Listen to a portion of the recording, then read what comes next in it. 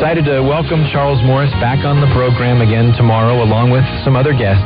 So be sure to join me next time. We'll be keeping it all about Jesus. It's the great story here on Haven Today.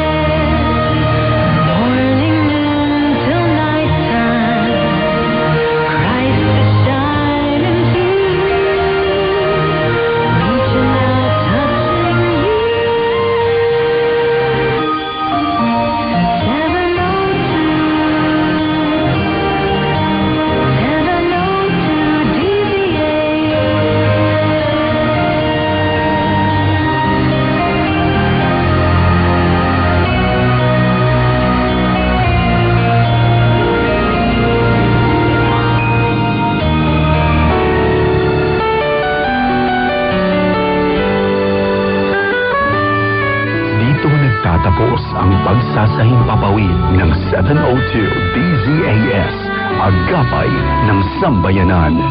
Ang himpilang ito na hindi komersyal ay pag-aari at pinamamahalaan ng Far East Broadcasting Company Philippines. Ang DZAS ay may lisensya mula sa National Telecommunications Commission na may bilang BSD-0795-2017. Nagsasahimpapawid ang DZAS araw-araw sa lakas na 50 kilowatts sa 702 kHz sa AM band mula alas 4:35 ng umaga hanggang alas 12 ng hating gabi. Ang mga studio nito ay nasa One Corporate Center, 46th floor, Doña Julia Vargas Avenue, corner Meralco Avenue, Ortigas Center, Pasig City. At ang transmitter naman ay nasa Bukawi, Bulacan. Ang 702 DZAS ay nasa ilalim ng pangangalagang teknikal ng mga FEBC personnel na lisensyado ng National Telecommunications Commission at ng Professional Regulation Commission. Electronics and Communications Engineer Joaquin Aliga Jr., ECE number 0011597 at First Class Radio Operators. Elizalde Aramay, NTC number 17-1PNCR-268486. Eduardo Balyad, NTC number 97-1-PHN-19888. Rafael Barduquillo, NTC number 14-1PNCR-26670. George Cristobal, NTC number 16-1PNCR-26841. Raimundo Cristobal, NTC number 01-PHN-23193.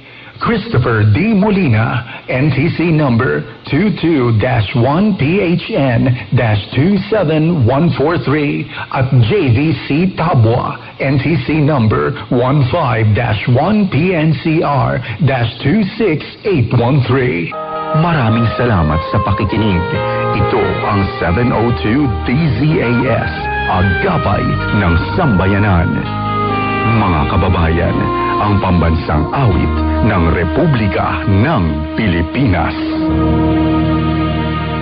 Bayang maging preso sinamanan, alam ng puso sa lilig mo'y buhay. Lupang hinirang, duyan ang magiging, sa manlulupig, kinawasisin, sa dagat at bundok, sa simayan, sa langit mong babaw, may ginanang tulad.